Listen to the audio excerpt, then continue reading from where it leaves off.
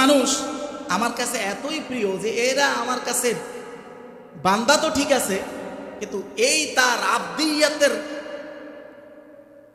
কোয়ালিটিটা এমন যেন এরা আমার পরিবারের লোক। পড়েন না সুবহানাল্লাহ। আল্লাহর কি পরিবার আছে? আল্লাহ কেউ থেকে জন্ম নেন না, আল্লাহ থেকে কেউ জন্ম নেয় না, আল্লাহ এগুলো থেকে পবিত্র। কিন্তু পরিবার বলতে কি বুঝাইছেন? আচ্ছা, পরিবার বলতে আপনারা কি বুঝেন? আপনি একটা রক্তের সম্পর্ক বুঝেন। 2 নাম্বার, পরিবার মানে আপনার সবচেয়ে নিকটের মানুষ। পরিবার মানে কি? আপনার সব থেকে নিকটের মানুষ। আল্লাহ বলেন এরা এত নিকটের যেন আমি আল্লাহর পরিবার। পড়েন সুবহানাল্লাহ। হাদিস আসেন, আবু দাউদ ইবনে মাজার হাদিস 215 নম্বর হাদিস। রাসূলুল্লাহ বলেন ইন্না লিল্লাহি আহলিনা মিনান নাস। আল্লাহর নবী সাহাবীদের সামনে বললেন, ওগো আমার সাহাবীরা, তোমরা জানো দুনিয়াতে এমন কিছু মানুষ আছে যারা আল্লাহর পরিবার। সাহাবীরা আগ্রহের সাথে জিজ্ঞাসা করলো, ক্বালু মান হুম ইয়া রাসূলুল্লাহ, হে আল্লাহর রাসূল তারা কারা? আল্লাহ বলেন আহলুল কুরআনি আহলুল্লাহি ওয়া খাসাতু, যারা কোরআনওয়ালা, যাদের জীবনের প্রতিটা পরতে পরতে কোরআনের উপস্থিতি, তারা হলো আল্লাহ, আমার আল্লাহ রব্বুল আলামিনের পরিবার। সুবহানাল্লাহ। তাইলে কোরআনের শিক্ষা আমাদের দরকার আছে না নাই? একটা মজার কথা শুনেন, বলা হয় আর কি, আপনারা জিজ্ঞাসা করলে মক্কার কথা কইবেন আমি জানি, কিন্তু দুনিয়ার দৃষ্টি থেকে বলা হয় যে সবথেকে নিরাপদ ঘর, পৃথিবীর সবথেকে নিরাপদ ভবন বলা হয় হোয়াইট হাউস, আমেরিকার হোয়াইট হাউস। তো কি জন্য এটা নিরাপদ? এটার মধ্যে অনেক কিছু আছে। আপনার কি এমন এমন ভাবে না কি বলে এটা বানাইছে, এটার মধ্যে বলে বাহিরের থেকে কোনো ইলেকট্রোম্যাগনেটিক সিগন্যালই বলে যায় না। এরপরে যত বিপদ হইতে পারে সব কিছুর বিকল্প ব্যবস্থা নাকি সেখানে আছে আপনার, এবং সব ধরনের আপনার ফাইবার কেবলের যে ইন্টারনেট ওটাও আছে, আবার স্যাটেলাইট চ্যানেলের যে ইন্টারনেট ওটাও আছে, পিছন দিয়া দরজা আছে। এমন ম্যাটেরিয়াল দিয়ে বানাইছে যে বোম ফালাইলো বলে এটা ধ্বংস হবে না। কিন্তু আপনি বলেন তো ইমানের জজবাত দিয়ে যে এত সুরক্ষিত একটা ঘরকে যদি আল্লাহ চায় ধ্বংস করতে, 1 সেকেন্ডের মুখাফিক কি আল্লাহ? 1 সেকেন্ডও কি আল্লাহ লাগবে?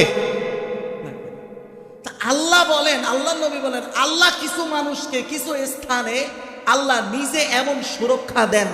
ওই মানুষগুলো কারা, ওই স্থানটা কি জানার দরকার আছে না নাই? আসেন হাদিসে, মুসলিম শরীফের 2699 নম্বর হাদিসের বর্ণনা। আল্লাহ নবী বলেন, মাজতামা কওমুন ফি বাইতিন মিন বুয়ুতিল্লাহ, যদি আল্লাহর কোন বান্দারা আল্লাহর কোন ঘরে একত্রিত হয়, কি হয়? সবাই বলে না কি হয়? কি জন্য একত্রিত হইছে? না, নামাজের কথা বলে নাই। আল্লাহ নামাজ তো নামাজের জায়গাতে আছে, ওটা তো ফরজ বিধান, ওটা করবেনি, এটা এক্সট্রা।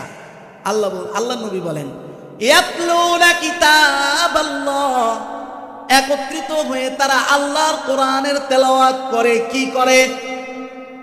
ওয়ায়াতাদারাসুনাহু বাইনাহুম, এবং তারা পরস্পরে কোরআনের দরস, কোরআনের শিক্ষা, কোরআনের অনুশীলন করে। কোরআনের কি করে? অনুশীলন করে, কোরআনের দরস করে, কোরআনের পাঠদান করে।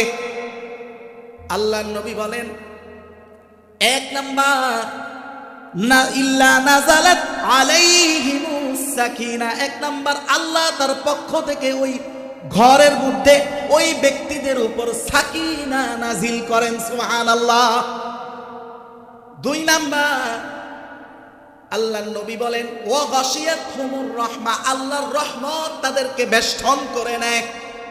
পড়েন না সুবহানাল্লাহ। আর গার্ড দেয় কারা? ওয়া হাফাতহুমুল মালায়েকা, চতুর্দিকে দুনিয়ার কোন সদস্য না, বরং আল্লাহর পক্ষ থেকে নৈকট্যশীল ফেরেশতারা তাদেরকে গার্ড দিতে থাকে। আল্লাহু আকবার। শুধু তাই না, আমার আপনার আলোচনা যদি কথার কথা আর কি, এটা উদাহরণ, মানুষ যেভাবে বুঝে এইভাবে আর কি। বাংলাদেশের সংসদে আমার আপনার আলোচনা করলে নিজেকে একটু হিরো হিরো ভাব মনে হবে কি হবে না? হোয়াইট হাউসে হইলে তা আন্তর্জাতিক ব্যক্তি মনে হবে নিজের, তাই না?